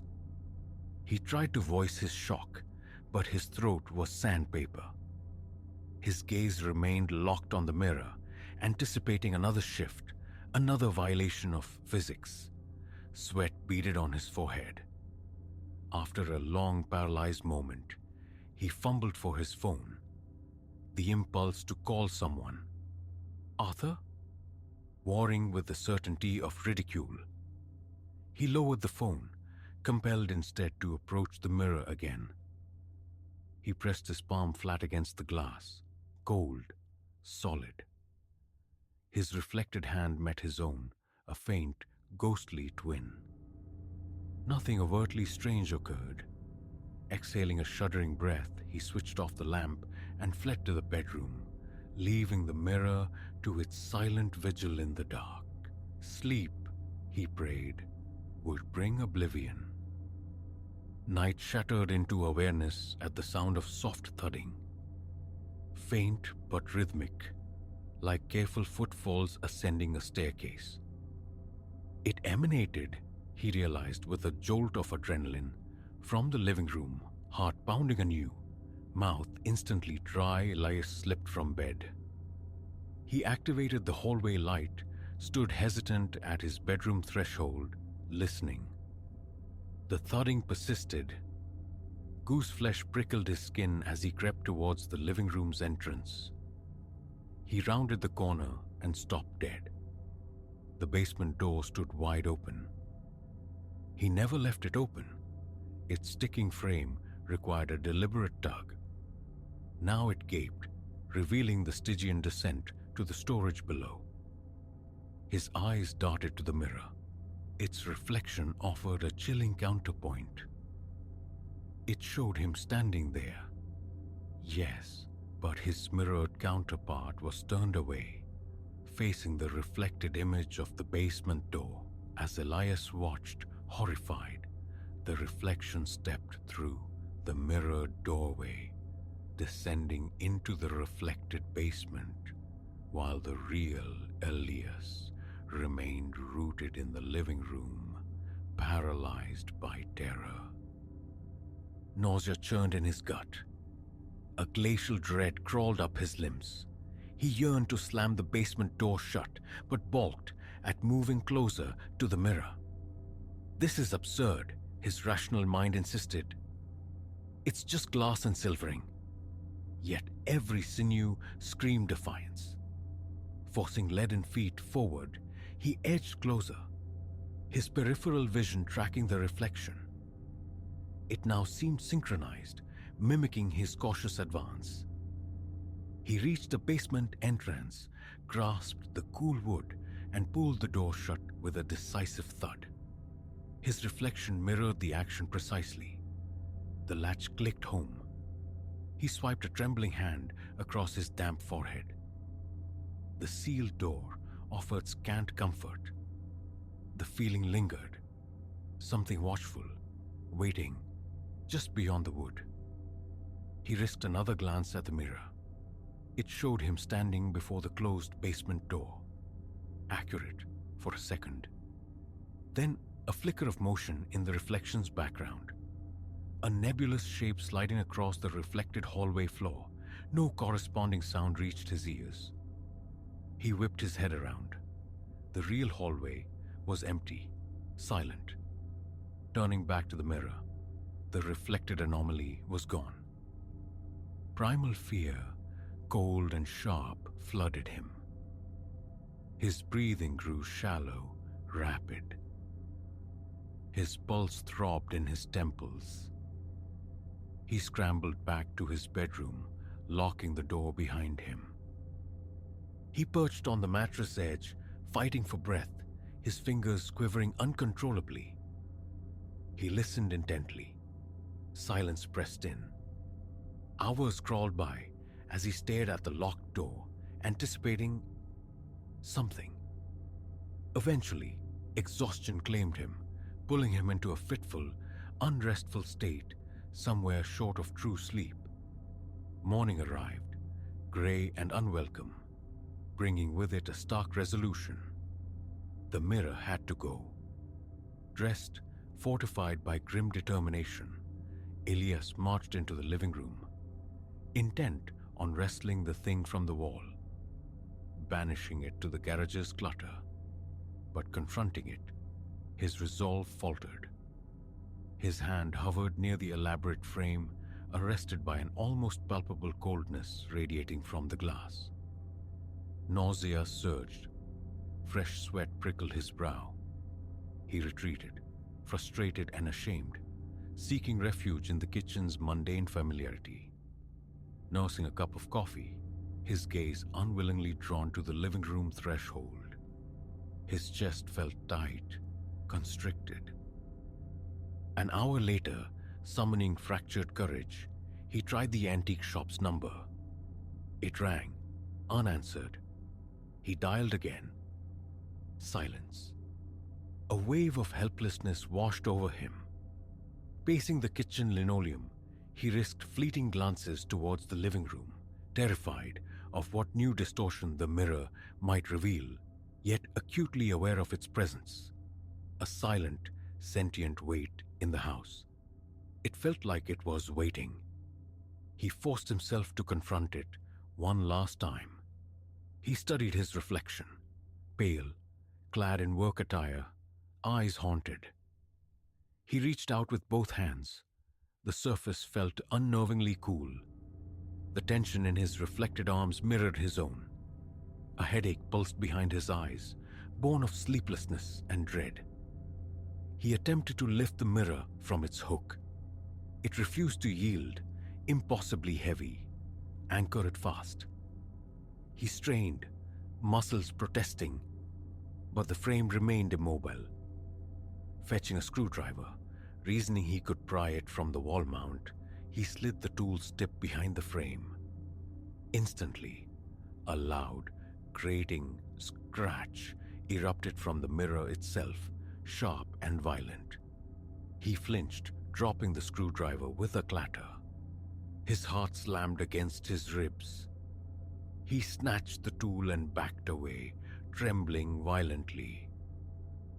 Then came the tapping, the same soft rhythmic rapping on the glass he'd heard in the dead of night. Persistent, beseeching, like someone trapped on the other side, pleading for notice. His gaze locked onto his reflection. He watched aghast as its lips began to move, forming silent words. His mirrored mouth worked, shaping syllables he couldn't hear, couldn't comprehend, while the real Elias stood mute, frozen. Bile rose in his throat. He took another step back, but the reflection pressed closer to the glass, its silent entreaty intensifying. A high-pitched ringing filled his ears. His breathing hitched. His heart hammered so fiercely, he felt the vibration in his jaw. Escape, the front door beckoned from behind him. He bolted, grabbing his coat, fumbling with his shoes, his eyes darting constantly back to the mirror.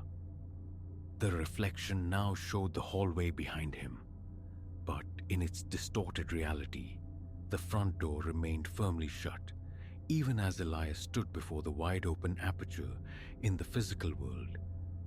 This final jarring mismatch sent a fresh wave of revulsion through him. As he stumbled out onto the porch, he caught one last chilling glimpse. His reflection, watching him depart, bore a faint, unsettling smile. A look of quiet satisfaction. He slammed the door shut, leaning against the frame, gulping the crisp, cold air. Relief washed over him, potent and immediate, simply being outside, beyond the mirror's immediate influence. The decision crystallized. It had to be removed, exorcised. How, he didn't yet know, but coexistence was unthinkable. His hands still shook. Sweat trickled down his spine. Options tumbled through his frantic thoughts. A hammer's blunt force, ignominious disposal in a dumpster, perhaps seeking esoteric help. Uncertainty gnawed, but inaction was intolerable. He lingered on the porch until the trembling subsided enough to walk to his car. He drove aimlessly, the familiar streets blurring past, trying to outrun the image seared into his mind. He passed another antique shop, considered seeking counsel, but the fear of sounding unhinged held him back. He just drove, directionless, until the realization dawned. Avoidance was futile. He doesn't have a definitive strategy. Not yet. He sits outside his own home now, typing this account onto his phone, anchoring the terrifying sequence in digital permanence. Through the living room window, past the partially drawn curtains, he knows the mirror hangs, patient, perhaps expectant. The thought of wielding a hammer, or even just shrouding the glass with a sheet, sends tendrils of ice through his veins. A dreadful premonition whispers that it won't be so easily neutralized, but he cannot stay out here indefinitely. To leave it unchallenged is to invite further incursions, more reflections diverging from truth, until perhaps the reflection usurps reality entirely. He must face it. His heart pounds a frantic rhythm against his ribs. But Elias is turning back towards the house. He has to act before the thing in the glass decides to keep him permanently on its side.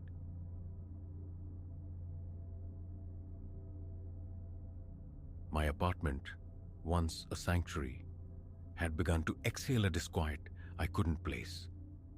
It was merely four walls, furnished with the predictable detritus of life, yet amplified by an army of mirrors I'd installed. A trick of light and reflection meant to banish shadows, to inflate the modest square footage. I'd courted the illusion of openness, the way light bounced and rooms seemed to bloom. Until one evening, the glow of my phone illuminating my face, I glimpsed something in the periphery of a looking glass that sent a jolt down my arm, nearly causing the device to tumble. Beside my own reflection, stark and unexpected, stood another. It quivered there, and instability in the polished surface then evaporated. I remained rooted, the frantic pulse in my throat a tangible thing against my skin. rationality warred with the visceral certainty. The cold prickle tracing patterns on my flesh. That I hadn't been alone in the glass. My name is Silas. 32 years orbit my existence, spent largely within this compact one-bedroom perch on the 10th floor of an otherwise unremarkable building. My routine is a quiet loop. Remote work, graphic design commissions wrestled into existence on a glowing screen. The apartment maintains a semblance of order, barring the few cardboard sarcophagi of unpacked belongings cushioned in a corner. In the main living space, a utilitarian sofa faces the wall-mounted television. Flanking this arrangement, mirrors proliferate, tall, floor-standing ones encased in wood, sleek metal-edged panels affixed to the plaster. Initially, they were instruments of illumination, capturing daylight, doubling the perceived space. Now, their collective gaze felt like a silent, constant scrutiny. It began truly a few nights past. A late-hour thirst drew me toward the kitchen. The ambient light was dim, sculpting shadows, yet my form was clearly etched in the large mirror positioned behind the sofa. It was then I registered the anomaly. A second presence tethered to mine within the glass. Less a distinct person, more an overexposed negative of myself. The contours were familiar, my own bone structure echoed, but the eyes held a strange, absorbent darkness, a shimmering void. I froze, a paralysis born of pure, unadulterated panic creeping like ice up my spine. My stomach clenched. The fine hairs on my nape bristled. And then, with the same abruptness it had materialized, the figure dissolved, leaving only the solitary, familiar reflection. Hesitantly, I advanced, one trembling hand, finding the cool woods of the frame. My heart hammered a frantic rhythm against my ribs, a sound that filled my ears. Minutes stretched as I scanned the mirror's depths, probing every corner, every reflection of the room behind me. Nothing, my own mirrored self stared back, weary eyes, sleep-mussed hair, a canvas of worry etched onto my features. I flicked the overhead light switch, flooding the room with sterile brightness. Still just me, alone. A violent urge to rip the offending object from the wall surged, immediately followed by a wave of self-consciousness. A trick of the shadows, I reasoned. Exhaustion playing optical games. I extinguished the light, rubbed tired eyes, and retreated to bed. The knot of tension in my chest refusing to fully unwind. Morning found me unrested, the memory of the spectral twin clinging like mist. A thorough examination of the mirror yielded nothing. The frame was solid, the glass unblemished, smooth. Windows remained shut. No draft could account for such a distortion. In the clarity of daylight, it was utterly mundane. I shifted my position, observing from various angles, but only my own ordinary reflection tracked my movements. I pressed my palm flat against the surface, half expecting some tactile difference. It was cool, impassive, just glass. The day demanded focus. A client deadline loomed, a series of digital illustrations requiring completion. Yet my fingers stumbled on the keyboard, my gaze repeatedly drifting leftward, toward a smaller mirrored panel near my desk. It had never warranted a second thought before, but now its presence was a persistent hum beneath my concentration. I caught myself watching it from the corner of my eye, a subconscious vigilance anticipating something. Hours bled together, marked only by the cursor's blink. Nothing untoward appeared. as I finalized the project, relief mingled with a nagging suspicion. Perhaps it had simply been a vivid, stress-induced hallucination. That evening, routine brought me before the mirror, affixed to my bedroom closet door, toothbrush in hand. I spat, rinsed, and glanced up. For the briefest fraction of a second, it was there again, hovering just behind my left shoulder. Fainter this time, yet unmistakable. Those eyes radiating the same unsettling, light-swallowing quality. My mouth went dry. My hand spasmed, the toothbrush clattering against the porcelain sink. I spun around, heart leaping, empty air. Slowly, deliberately, I turned back to the mirror, feeling the muscles from my neck to my lower back seize. The reflection was mine alone once more, but my breath came in ragged gasps, my chest pounding. I stood immobile for a long minute, breath held captive in my lungs. Flicking the bedroom light on and off, I tested angles, scrutinized shadows. Nothing stirred. In the days that followed, the appearances grew bolder, less fleeting.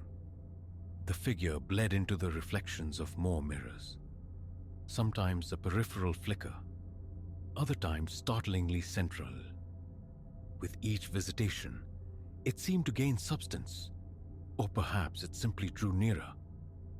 I'd glimpse it in the bathroom mirror while washing my hands, a silent observer, or catch its form in the small looking glass by the entryway as I shrugged on a jacket.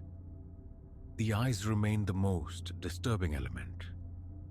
My eyes, yet fundamentally alien, possessing a dark, predatory sheen, reminiscent of nocturnal animals, but imbued with a chilling, focused hostility. A leaden weight would settle in my gut at each sighting. My throat would constrict, a choked curse often escaping my lips. Driven by a mounting dread, I began shrouding some of the mirrors, starting with the large one in the living room, draping it with an old bedsheet. The act felt absurd, yet the thought of meeting that gaze again was unbearable. I craved relief from the constant unnerving possibility. A friend, geographically distant but emotionally close, called to check in. The urge to confess, to pour out the impossible truth, was strong, but I swallowed the words. How could I articulate the terror of being haunted by my own reflection? Of a spectral twin inhabiting the silvered surfaces of my home? I deflected, murmuring about workload and feeling slightly under the weather. He offered to visit, but I refused, picturing his disbelief or worse, his fear. Explaining felt insurmountable. Days later, my strategy shifted to outright avoidance. I hurried past reflective surfaces, kept my gaze averted, bathed every room in perpetual bright light. Sleep offered little respite. I took to leaving a small lamp burning beside my bed. Yet it still found ways to announce its presence. A subtle motion detected in the closet door mirror from across the room. A fleeting glimpse of its form superimposed on the dark, reflective surface of the powered-off television screen. Each instance sent adrenaline surging, my heart slamming against my ribs, a cold sweat breaking out. No amount of self-reassurance could negate the physical reaction. The tightening limbs, the icy dread pooling in my stomach. One night stretched into the early hours. Seeking distraction, I remained on the couch, a mindless show flickering on the TV. The large mirror behind me remained veiled, but another, a slender vertical panel, hung opposite near the television stand. Around 2 a.m, a definite movement registered in that distant glass. I fought the urge to look, concentrating fiercely on the show's dialogue, but the prickling sensation on my skin intensified. The unmistakable feeling of being intensely watched.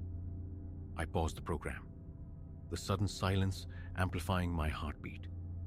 Slowly, I turned my head. There, in the mirror, stood the figure, staring directly at me.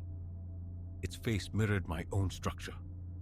Jawline, nose, the way my hair fell. But the eyes were abyssal pits, narrowed with intent. My own reflection in the glass was angled away, profile visible, but this entity faced me squarely. The remote slipped from my nerveless fingers, clattering onto the hardwood floor. I watched, horrified, as my own reflected chest rose and fell with panicked breaths, my hands visibly trembling. The other figure remained unnervingly still for a moment, then impossibly, it stepped forward within the reflection, moving closer to the surface of the glass, even as I remained frozen on the couch. A strangled gasp tore from my throat as I scrambled backward, sliding gracelessly off the sofa, hands grabbing at cushions to break my fall. When my gaze snapped back to the mirror, it showed only me, sprawled on the floor, panting, eyes wide with terror. Sweat traced cold paths down my temples. Sleep was impossible after that. I retreated to a corner of the living room, huddled with all the lights blazing, my eyes scanning the walls, the floor, desperately trying to regulate my breathing. The thought of fleeing, of seeking refuge in a sterile hotel room or on a friend's couch, warred with a paralyzing sense of shame and disbelief. How could I explain this? The sheer absurdity held me captive. Mirrors reflect, they don't invent. This couldn't be real. Dawn eventually filtered through the windows, finding me slumped on the couch where I'd finally succumbed to a fitful doze. My back ached. My neck was stiff. I pushed myself upright, stretching gingerly. The sheet still obscured the main mirror, but the others remained exposed, glinting in the morning light. I attempted to navigate the day, but a constant, high-strung tension hummed beneath my skin. Every passage by a mirror was accompanied by a reflexive tensing of my shoulders, a dryness in my mouth. I paced the apartment, compulsively checking locks on doors and windows, searching for any sign of physical intrusion. There was none. The breach was entirely within the reflections. Later that afternoon, seeking relief from a persistent, anxiety-induced sweat, I went to the bathroom to wash my face. Leaning over the basin, I let cool water splash against my skin. As I straightened, lifting my gaze to the mirror above the sink, it materialized, directly behind my left shoulder, so close its reflected presence felt tangible, almost palpable. My blood turned to ice water. Its eyes, dark and depthless, locked onto mine in the glass. Its mouth was a grim thin line. For several heartbeats I was immobile, my arms trembling violently. Then, within the mirror, the figure slowly lifted its arm. Simultaneously, I felt it, and phantom pressure, cold as grave dirt, grazed my shoulder in the real world.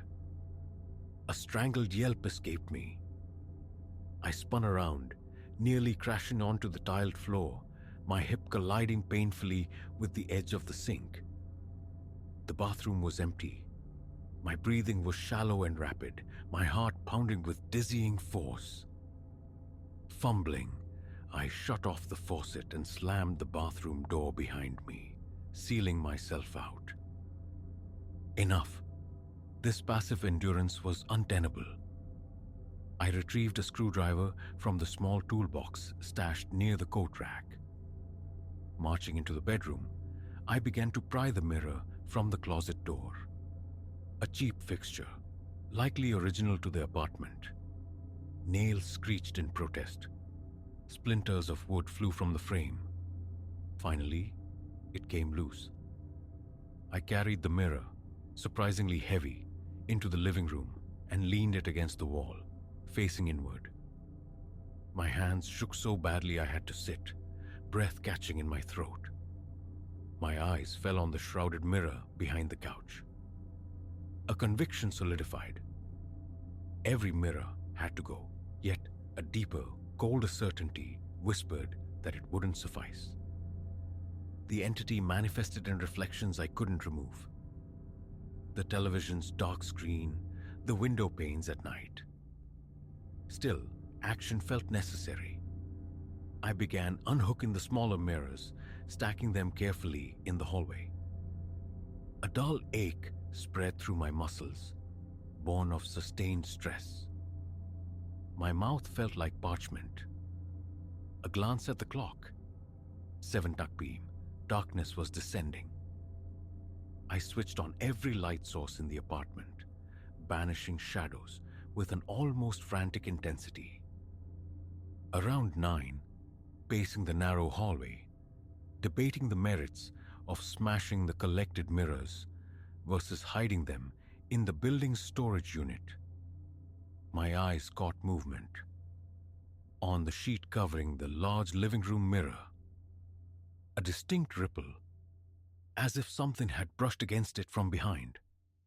My lungs seized. I froze, staring, praying it was imagination. Then undeniably, it happened again. A subtle shift, the fabric momentarily bulging outward as if pressed by hand. Heat flared in my face, adrenaline surging. Screwdriver gripped tight. I took a hesitant step forward, then another, until I was close enough to see the faint, convex distortion against the cloth. My palms were slick with sweat. My pulse throbbed violently in my ears. With a sudden convulsive movement, I yanked the sheet down. For a bare second, the mirror reflected only the room and me within it, pale, wild-eyed, screwdriver held like a weapon. Then, coalescing in the space just behind my reflection, the figure appeared. Closer than it had ever been, its shoulder almost brushing mine in the vitreous depths. Our eyes locked in the glass. Its lips were slightly parted, poised on the verge of speech, though no sound emerged. A strange tingling, electric and cold, traversed my skin. I exhaled through gritted teeth, my mind a maelstrom of panic screaming for action. Raising the screwdriver high, I brought it down against the mirror's surface with all my strength. A deafening crack echoed through the apartment, the violent report of shattering glass. Spiderweb fractures radiated outward instantly. Shards rained down onto the floor. My own reflection splintered into a dozen jagged, disconnected pieces. The figure behind me distorting, breaking apart with the glass. I stumbled backward, tripping over my own feet, catching myself against the wall. Panting, I stared at the ruined mirror, the air thick with the acrid smell of broken glass. My heart felt like it might beat its way out of my chest. I scanned the remaining mirrors, the stacked panels in the hall, expecting, dreading, another appearance. Minutes passed in strained silence, broken only by my own ragged breathing. Eventually, the immediate panic subsided enough for me to retrieve a broom. I swept the glittering fragments into a dustpan, my gaze darting constantly to the other reflective surfaces.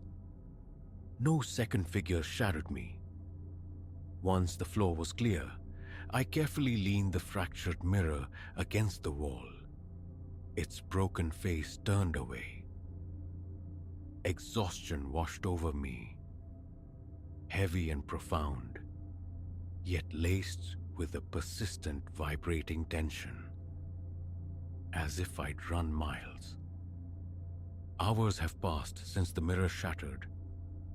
I remain here, in the living room, surrounded by the silent assembly of stacked glass and the lingering ghost of destruction. My hands refuse to still completely. A persistent tremor runs through them. My temples pulse in painful synchrony with my frantic heartbeat. I don't know if I banished the entity or merely wounded it, if it's retreated to regroup, waiting for its chance to reappear in some other polished surface. The sensation of being watched persists, a phantom weight on my shoulders, an itch between my shoulder blades. Is it lingering presence, or merely the residue of terror etched onto my nerves? All I know with certainty is the profound distrust I now feel for any reflective plane within these walls. The impulse to flee is strong, a desperate urge to grab my coat, pack a bag, and simply walk out into the anonymous night. Or perhaps the answer lies in total eradication, hauling every mirror out, disposing of them, hoping the thing is bound to this place, to these objects. For now, I sit vigilantly avoiding sustained eye contact with any glass surface. Fear coils deep within me, a chilling premonition that the next time I see that other face staring back, I might no longer be able to distinguish which one is the reflection and which one is real.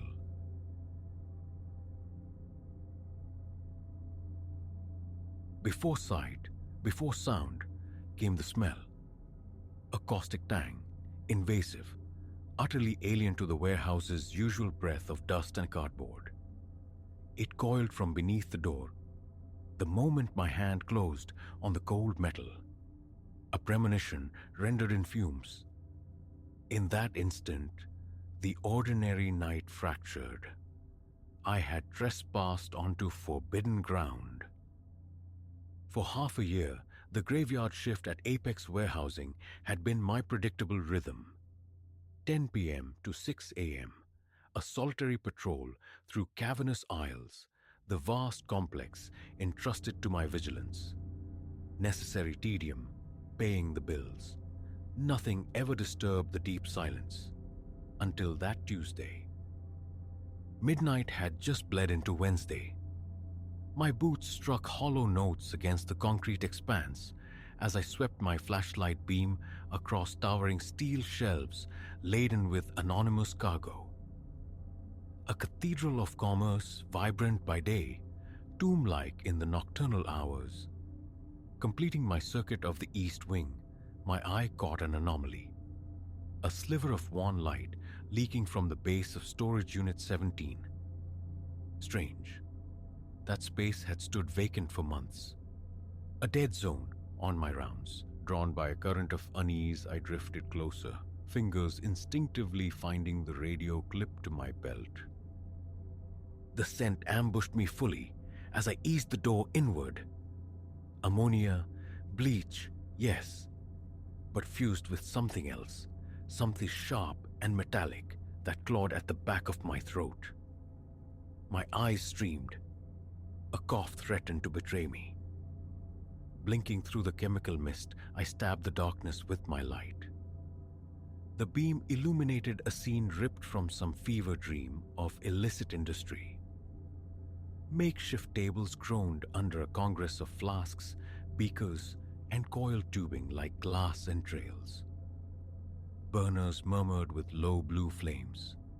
Dominating the center, a complex metallic heart, part distillation column, part alien apparatus, hissed and spat vapor. No genius required to decipher this tableau. A narcotics laboratory, operating on a scale that sent ice through my veins. My thoughts scattered like startled birds. How long? Whose operation? And the crucial, paralyzing question, what now? Protocol screamed police, but a deeper instinct urged caution. This wasn't some back alley cook, the sheer size, the sophisticated gear. It spoke of organization, of resources, of reach. An operation flourishing unseen within these walls suggested tendrils running deep. A scuff of movement froze me mid-thought. Footsteps, deeper inside the unit. Instantly, my light died. I melted behind a towering pallet stack, my breath held captive in my chest. Two men emerged from behind a crudely erected partition. Even bathed in the sickly ambient glow of their equipment, their menace was palpable. One was gaunt, a scaffolding of bone wrapped in skin etched with crude blue ink. His companion was sheer bulk, neckless, head shaved smooth, possessing eyes that absorbed light without reflection. Their voices were low rumbles, fragments snagged by my straining ears. Consignments overdue. The old man's getting edgy. Should have stayed with the Serbians. These new connections, flaky. Flaky pays, brother, and their yield is diamond pure. Motionless, I became part of the shadows, a silent witness trapped between them and the only escape. They spoke of logistics, territories, some encroaching rival crew. Each shared confidence added weight to the crushing reality of my discovery. An eternity condensed into minutes passed before they finally retreated behind their makeshift wall. Only when their muffled steps faded did I dare to breathe, to move. Inch by agonizing inch, I navigated back to the door, easing it shut with surgical care. The soft click of the latch was my starting gun. I fled. The security office felt miles away.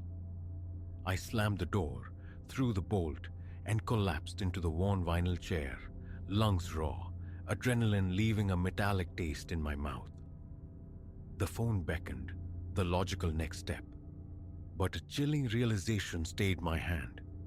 The logistics, bringing in this volume of equipment, the volatile precursors, it demanded complicity. Multiple trips, vehicles, personnel. Someone inside Apex had to be facilitating this. A supervisor, a co-worker, my own boss. The circle of trust shrank to encompass only myself. Paralyzed by suspicion, I chose inaction for now. Information was paramount. Identifying allies or confirming their absence was the priority. The remainder of my shift became a strained performance of normalcy. My mind a frantic maze of possibilities and dread. At 6 a.m., I clocked out, exhaustion warring with fear, but bypassed my route home. The public library offered anonymity and resources. Hours were spent hunched over terminals, delving into the murky worlds of narcotics syndicates, evidence collection, the treacherous art of staying invisible. Armed with newfound knowledge and discreetly purchased tools, a micro camera, a sensitive voice recorder, I returned to Apex the following night. Vigilance became my watchword. It didn't take long. Ray, a burly forklift operator I'd shared coffee breaks with, made repeated, furtive visits to Storage Unit 17, his eyes constantly scanning the periphery before slipping inside. I captured several grainy images from a distance. Later, concealed by the warehouse's ambient hum, I recorded snippets of his hushed phone conversation. Talk of units, weight, pickup points. The next week unfolded as a tightrope walk over an abyss. I documented Ray's movements, recorded hushed exchanges near the loading docks, noted discrepancies in manifests.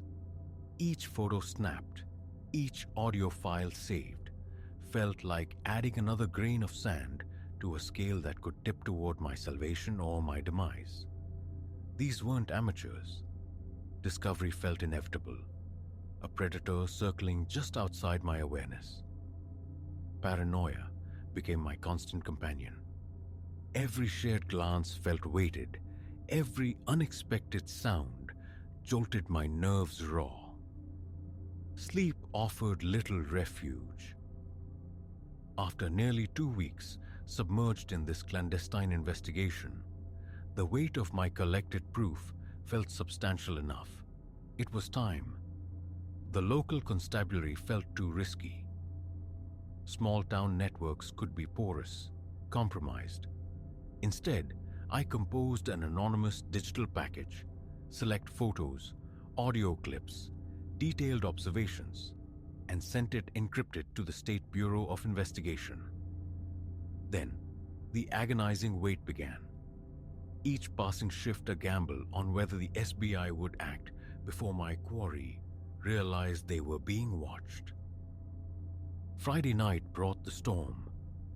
Mid-shift, the warehouse erupted not with the familiar drone of machinery, but with the controlled chaos of a tactical raid. Teams of armed agents materialized, fluid and purposeful, sealing exits, methodically clearing sections.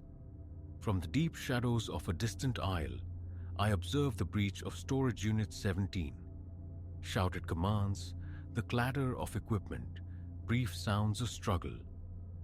Moments later, Ray and several other Apex employees I vaguely recognized were escorted out, faces etched with disbelief and fury, hands cuffed behind their backs.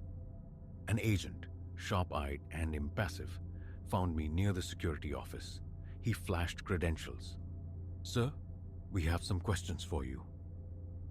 A wave of profound, bone-deep relief washed through me. It was done. The ensuing hours were a debriefing whirlwind. I recounted everything, starting with the acrid smell, handing over the full cache of my evidence.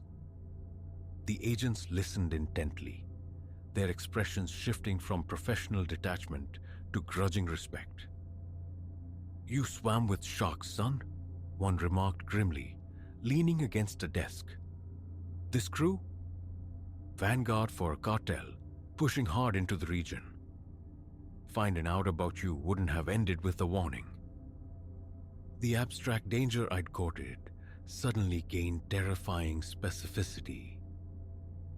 I had walked through fire without fully grasping the heat. My clandestine efforts, they explained, proved instrumental, leading to arrests far beyond the warehouse walls, crippling a significant distribution network. Lives likely saved, poison kept off the streets. Pride felt distant, overshadowed by exhaustion and a lingering chill. The SBI offered the inevitable: relocation, a new identity, erasure under the Witness Security Program. A part of me railed against it, yearning for the simple, known contours of my previous existence. But the cartel's memory, they assured me, was long, its reach extensive. Silence wasn't safety, not anymore. I accepted. Left Caleb behind, along with Apex, the city, everything. Starting over is a disorienting craft. Loneliness gnaws. Nostalgia ambushes at unexpected moments. But then, the sensory ghost returns. That night, the chemical sting in the air, the malevolent bubbling from the heart of Unit 17. I picture the unseen victims spared the product brood within those walls. The price of doing right is steep, yet undeniably worth paying. Now, ensconced in a quiet coastal town, I'm just another face, my history a carefully guarded secret. They see a neighbor, a co-worker, unremarkable. They don't know the shadow I carry, the night that bifurcated my life. But sometimes, when the wind shifts just so, carrying a faint industrial sharpness, caustic, invasive, wrong, I'm instantly transported back to the echoing vastness of apex warehousing, reminded that the most perilous threats often wear the camouflage of the mundane, hidden in plain sight,